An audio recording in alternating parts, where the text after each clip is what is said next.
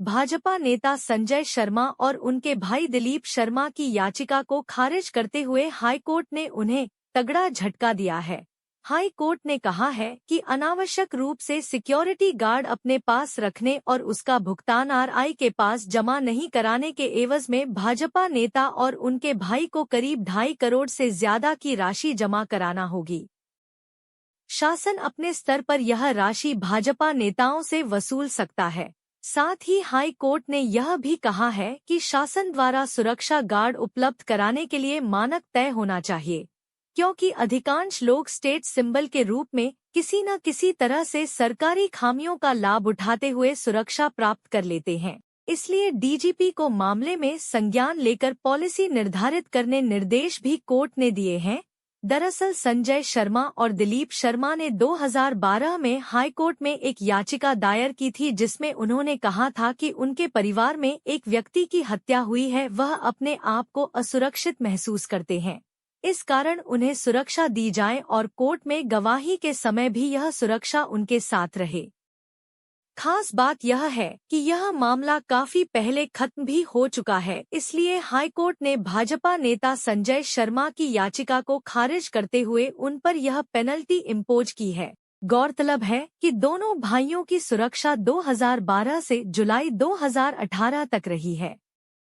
दोनों के साथ दो पुलिस सुरक्षा कर्मियों के अलावा घर पर एक 4 का गार्ड भी तैनात रहा था। इसके एवज में आरआई के द्वारा उनसे करीब 2.5 करोड़ की वसूली की जानी थी, क्योंकि यह गार्ड सशुल्क का उपलब्ध कराए गए थे। जो सुरक्षा की जो सिक्योरिटी गार्ड की जो बीजेपी के 2 नेताओं के बारे में रोक लगाई और रिकवरी भी निकाली है 2 करोड़ 55 लाख। पूरा मामला है। पूरा मामला ये है कि उन 2 लोगों ने माननीय उच्च न्यायालय के समक्ष 2012 के आसपास एक याचिका लगाई थी। इसमें माननीय उच्च न्यायालय के समक्ष उनके द्वारा कहा गया था कि हमारी जान को खतरा है और हमारे घर में मर्डर हुआ है, उस मर्डर के चलते गवाही देने जाना है और गवाही हम लोग नहीं दे पाएंगे, तो शासन द्वारा इस शर्त के साथ उनको पुलिस सुरक्षा मुहैया कराई गई थी कि वो जो गार्ड का खर्च है वो जमा करेंगे।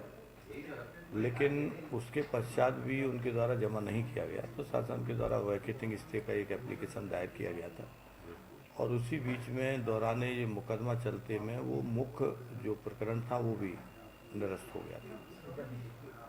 तो अब उनकी जान को कोई खतरा प्रथम दृष्टि को नहीं था और दूसरा उनके द्वारा पैसा भी जमा नहीं किया गया, तो माननीय उच्च न्यायालय द्वारा उनकी याचिका को न सिर्फ खारिज किया गया और जो 2 करोड़ 68 लाख के आसपास जो रिकवरी था पैसा, उसको बोला है कि आप रिकवरी कर सकते हैं। तीसरा एक जनरल डायरेक्शंस भी दिए हैं कि एक रूल्स बनाए जाए किसको देना है, कब देना है।